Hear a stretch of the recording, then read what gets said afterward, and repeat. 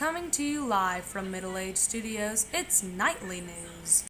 Good afternoon. I'm Sierra with my colleague Alex, and we'd like to thank you for tuning in to our special 100th episode celebration. We've got a lot in store. You got that right, Sierra. Can't believe we've already blown through 100 episodes. Time sure does fly when you're having fun. Speaking of all the fun we've had, well, we've had a lot. And even though we've gotten to go to some amazing places and do some awesome things, I still feel like we take some of our experiences for granted. You can say that again. Speaking of all the fun we've had... Not literally. Anyway, where were we? Well, before you interrupted me, we were talking about all the things that we were taking for granted. I'm not... yes. I know we definitely take our safety with a grain of salt. Most people don't even know what knights do besides sit there and look good. I'm not even exactly sure what their purpose is. All I know is that you're spot on when you say that they look good. Oh, snap out of it. Knights aren't perfect, they're human too. They fight, they pray, and protect the weak. They maintain the church and only tell the truth. Without them, we'd probably all be doomed. So remember to thank them. That's great to know. I'll definitely thank a knight next time I see one. Speaking of knights, And how good they look. here's Jackson with more. Thank you guys. I'm here to tell you how to look almost as good as a knight. First, when getting dressed, you start with your feet and work your way up. First, you put on your sabatons, which are boots, and guard your feet. Then you put on spurs, which go on your heels. After that, you put on a greave, which protects your calves and ankles.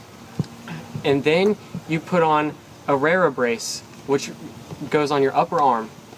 Next is gloves. Gloves for knights are called gauntlets. After that, you put on your breast and back plates.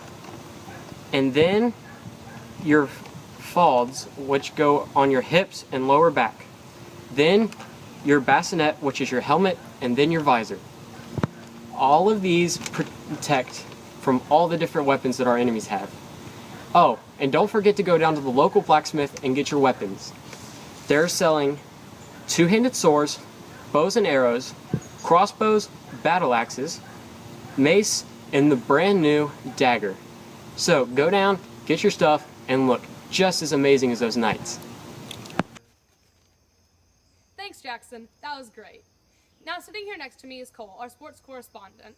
Cole, what do you have to say about the commoners' recent interest in athletics? Well, I think it's great that not only are we known as farmers, but we are also known as athletic people.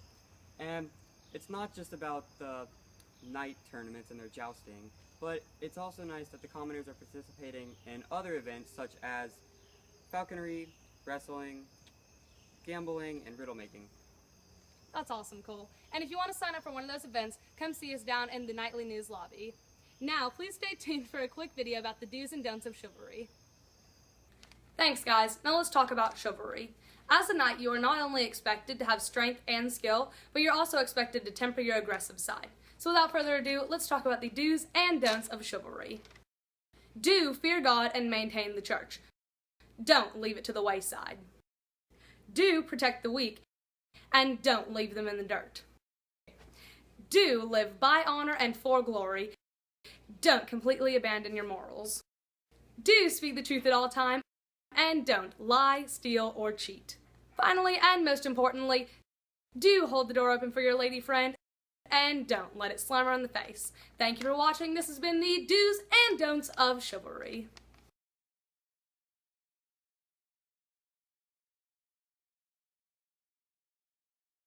We've got a lot in store.